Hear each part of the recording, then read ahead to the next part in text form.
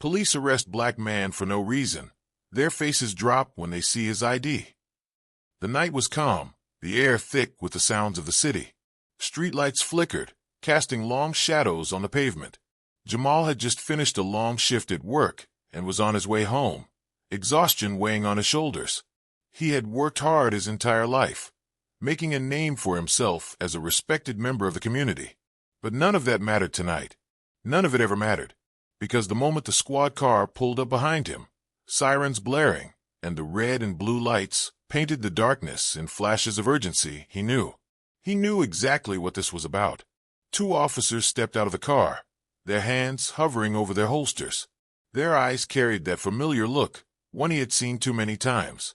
Suspicion, judgment, fear wrapped in authority. "Hands where we can see them," one of them barked. Jamal exhaled, his pulse steady but firm. He raised his hand slowly, not making any sudden moves, because he knew. He always knew. "Sir, is there a problem?" he asked, his voice calm measured. But they weren't listening. They never listened. "Turn around." The second officer had his handcuffs ready, stepping forward aggressively. "We got a call about a suspicious person matching your description." "My description?" Jamal's voice carried the weight of 1,000 stories, just like this one. And what description would that be? The officers ignored his words. They patted him down, checking his pockets as if they already knew what they would find, as if they had already decided he was guilty. Because in their minds, he wasn't a man coming home from work. He wasn't a citizen who paid his taxes, followed the law, and contributed to society. He was just a black man walking down the street at night. And for them, that was enough. "You carrying any weapons?" The officer's voice was sharp, cutting through the silence like a blade. "No, sir. I just got off work. I'm heading home." They weren't satisfied. They never were. "Got ID on you?" Jamal nodded, moving slowly, cautiously, because even the wrong movement could mean disaster. He reached into his wallet, pulled out his ID, and handed it over. The moment the officer glanced at it, everything changed. His expression stiffened. His eyes flickered with something close to regret, no fear. Realization. His partner looked over his shoulder at the ID, and the color drained from his face. Jamal knew this moment well. He had seen it before, felt it before, the sudden shift when they realized they had made a mistake. But was it really a mistake? Or was it simply another night in America? Another night where a black man had to prove his innocence for existing? The officer swallowed hard. "Sir, we didn't mean." "You didn't mean what?" Jamal's voice was steady, unwavering. He could feel the power shift, the fear in their eyes now mirroring what he had felt all along. "We got a report in."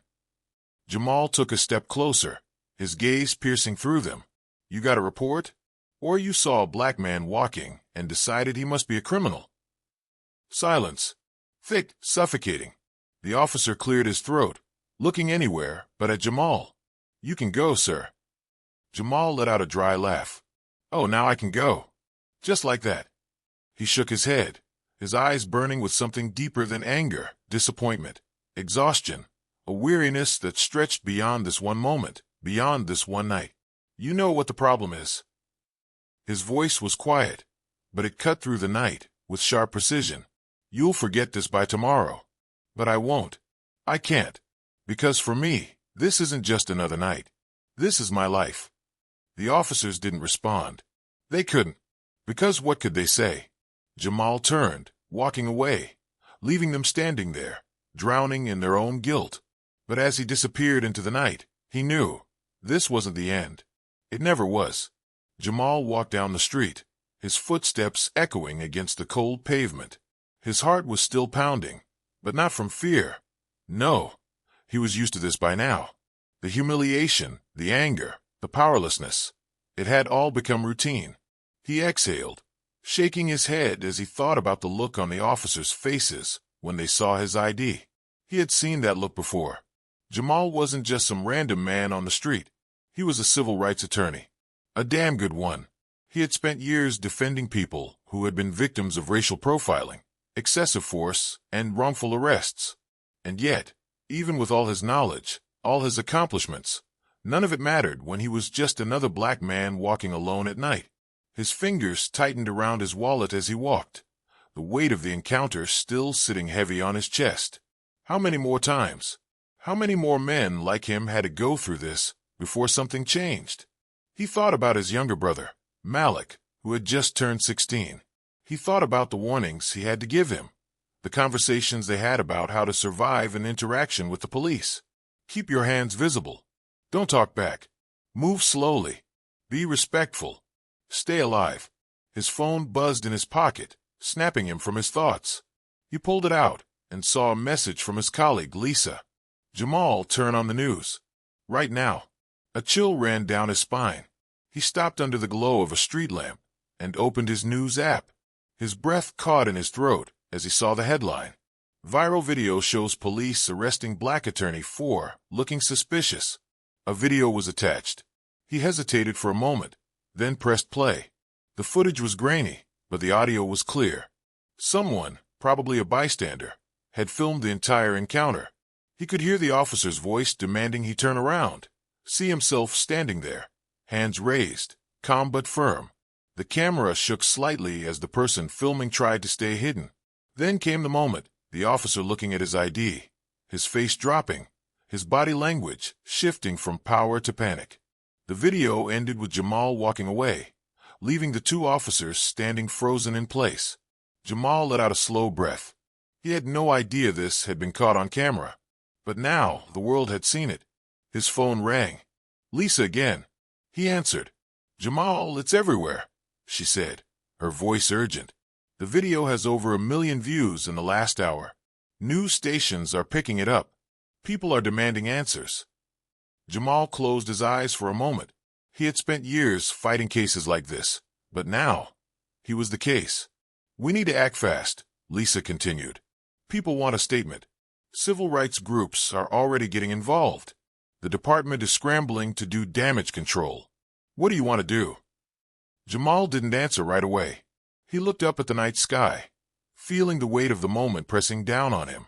He had spent his career fighting these battles, but now he had an opportunity to do something bigger, to shine a light on a system that had failed so many for so long. He took a deep breath. We go public, he said finally. We don't let them sweep this under the rug. The next morning, Jamal woke up to his phone buzzing nonstop. He checked his notifications. Hundreds of missed calls, thousands of messages. His name was trending on social media. Celebrities, politicians, activists. Everyone was talking about what had happened. He turned on the TV.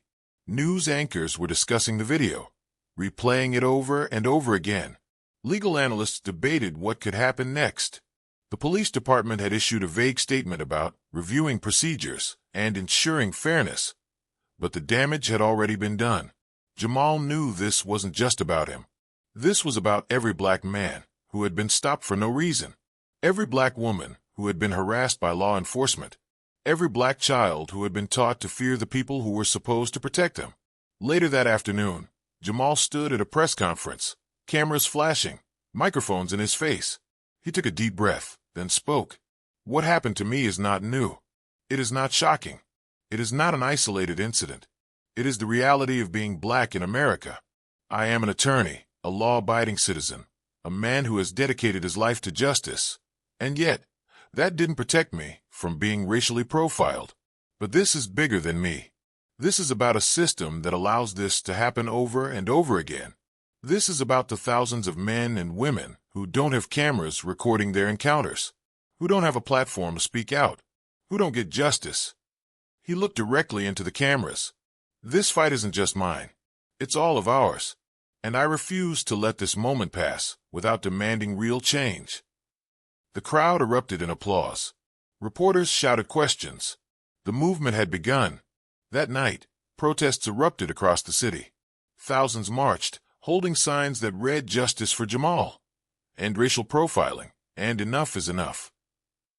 People chanted his name, but he knew this wasn't just about him. It was about every unjustified stop, every unlawful arrest, every life stolen by a system built on racism. The pressure mounted on the police department. The officers who stopped Jamal were placed on administrative leave, but the public demanded more. Investigations were launched. The mayor was forced to address the issue, calling for immediate police reform. Days turned into weeks, and the momentum didn't slow down. Lawsuits were filed, policies were challenged, and Jamal found himself at the center of it all, not just as a victim, but as a leader in the fight for justice. One evening, as he sat in his office, exhausted but determined, his phone rang again. It was Malik. "Hey, big bro," his little brother said. His voice was different, softer, almost hesitant. "Hey, kid, you good?" There was a pause. Then Malik spoke. I just wanted to say I'm proud of you. And I'm scared. But mostly proud." Jamal swallowed hard. He knew exactly what his brother meant. "This fight isn't over," he said finally. "But we're not backing down." And he meant it. Because this wasn't just about him. This was about justice. This was about change. This was about making sure that one day, his little brother wouldn't have to live in fear. The days turned into weeks, and the story refused to die down. Every news outlet covered it. Every social media platform was flooded with discussions, debates, and outrage. Some people stood in solidarity, demanding real, systemic change. Others, predictably, tried to twist the narrative, painting Jamal as someone who must have done something wrong, or suggesting that he was exaggerating the situation for attention. But the video didn't lie. The raw footage, the clear abuse of power, the officers' expressions when they saw his ID. Those images had burned themselves into the public consciousness. This wasn't something that could be ignored or brushed under the rug. Jamal found himself pulled into interviews, panel discussions, and rallies, his face becoming one of the most recognizable in the fight against racial injustice. He wasn't just a lawyer anymore. He had become a symbol of resistance. Every time he spoke, he felt the weight of history pressing against him. The voices of his ancestors, the cries of those who had come before him, those who had fought and died for the simple right to be treated as human. This was bigger than him. It always had been. But the backlash was relentless. Hate mail flooded his inbox. Threats, both subtle and overt, came in daily. Some from anonymous strangers, others from people who made it clear that they believed he was a danger to their way of life.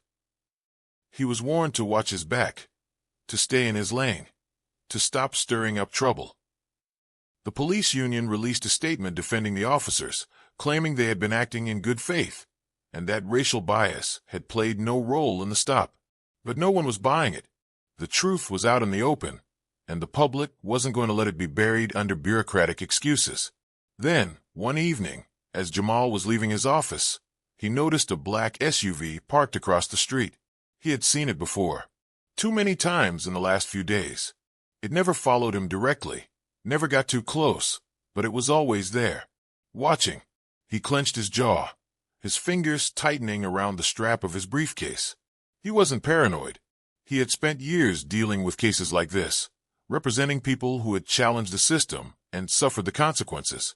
He knew what intimidation looked like. He took a deep breath and walked to his car, refusing to let them see any hesitation. As he pulled out of the parking lot, his phone rang. It was Lisa. "Jamal, you need to see this," she said, her voice tense. What now? He was already exhausted, already running on fumes. The department just announced a press conference. They're claiming the officers did nothing wrong. They're trying to justify the stop by saying you fit the description of a suspect in a robbery that happened 2 blocks away that night. Jamal let out a slow breath, gripping the steering wheel tightly. He had expected this. He had known they would try to spin it, but it still made his blood boil. "Let me guess," he said. "No actual evidence. Just enough vague wording to create doubt." "Exactly," Lisa replied. "But it gets worse. They're leaking footage from another angle, one that cuts out most of the stop, but makes it look like you were being uncooperative. They're setting you up, Jamal." He pulled into his driveway, running a hand over his face. Of course they were. This was the playbook. First, deny everything. Then, when that doesn't work, shift the blame. Make the victim look guilty. Change the narrative. It had happened 1,000 times before. "Let them try," Jamal said finally. "They're only making it worse for themselves." But even as he said it, he knew things were about to get even uglier. The next morning, Jamal woke up to find his face plastered all over right-wing news sites. the headlines screaming accusations. Race-baiting attorney caught in a lie. New footage raises questions about Jamal Carter's behavior during arrest. Did he refuse to cooperate? The smear campaign had begun in full force. He scrolled through the comments, vile, hateful messages attacking his character, his career, even his family. Lies spread faster than the truth, and the system knew that well. But Jamal wasn't backing down. Later that day, he walked into a packed auditorium, where hundreds of supporters had gathered. Cameras flashed as he stepped up to the podium, his face serious, but composed. "I see what they're trying to do," he said, his voice echoing through the room. "I see the narrative they're trying to spin. And I want to make one thing very clear. I am not afraid. They think that if they attack me, if they twist the story, they can silence me. But let me tell you something. I will not be silent. Because this isn't about me.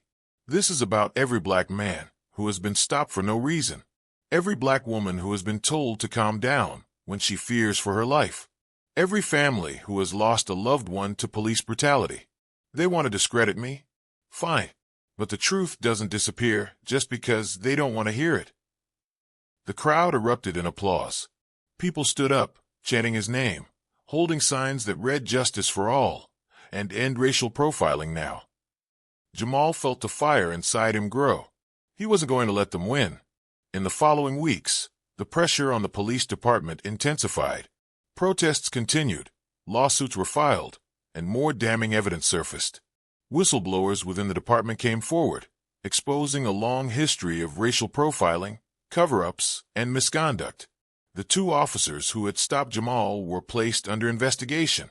Public officials who had initially stayed silent were now being forced to address the issue. And then, something unexpected happened.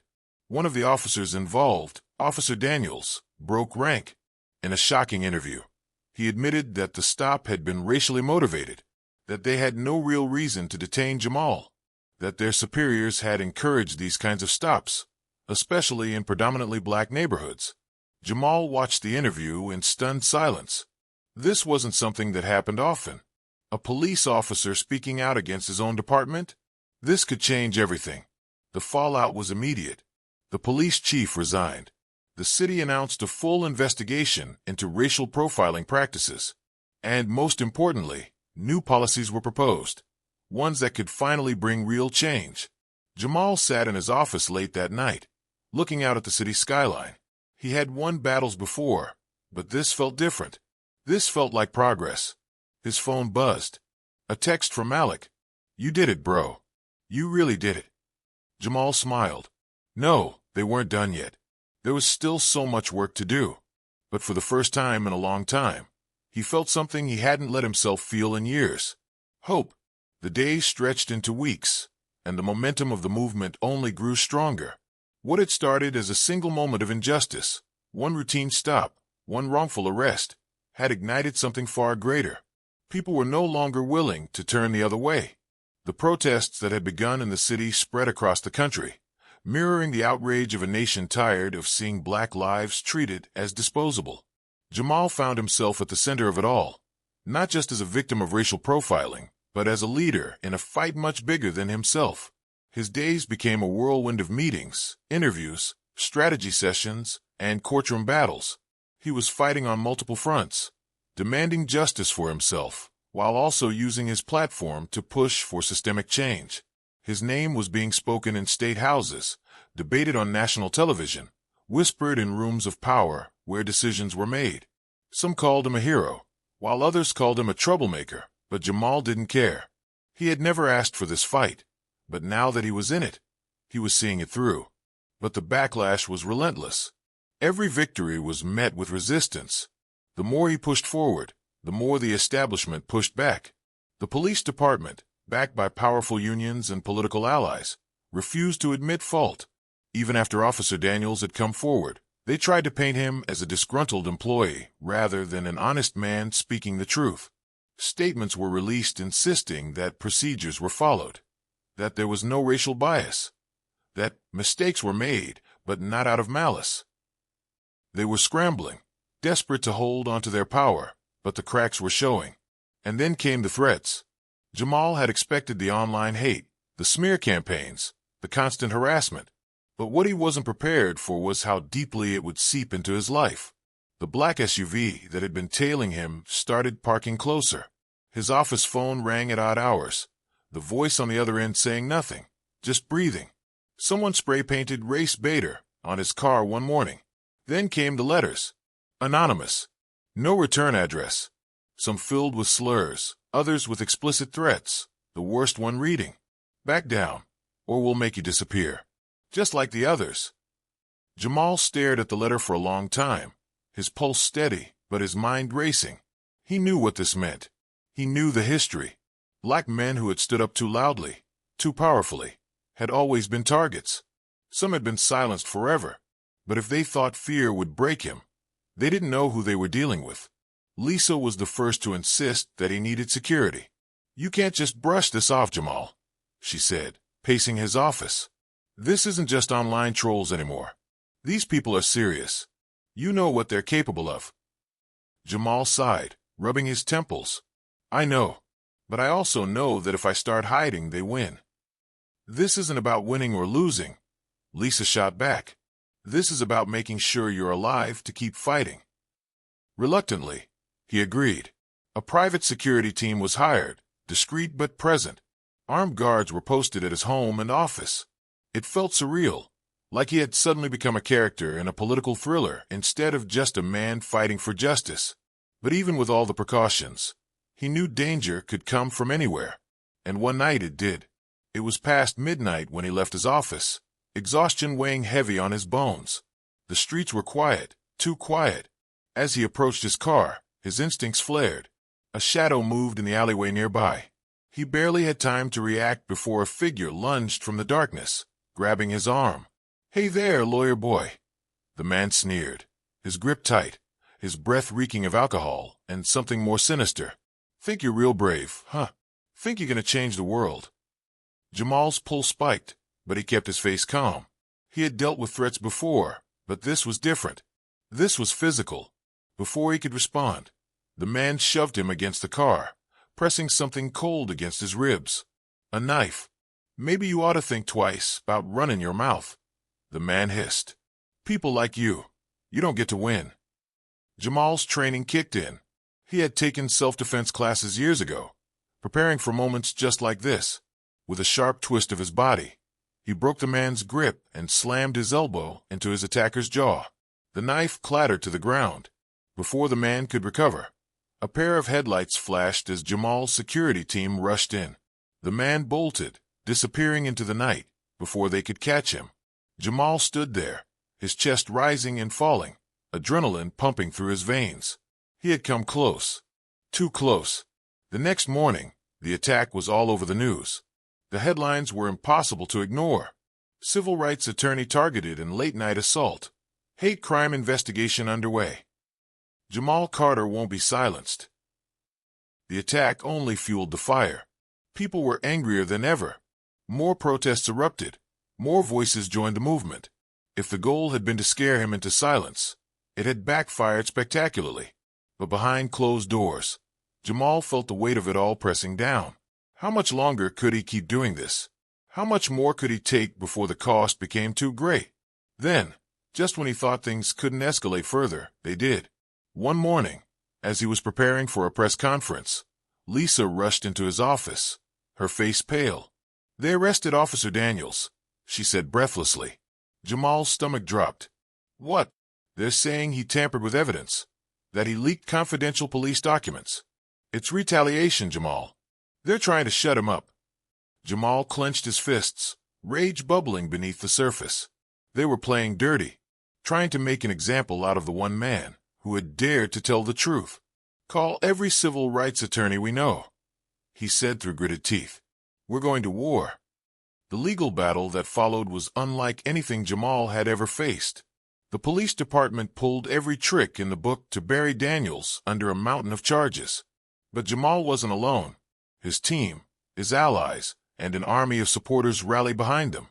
Public pressure mounted, and the case against Daniels fell apart under scrutiny.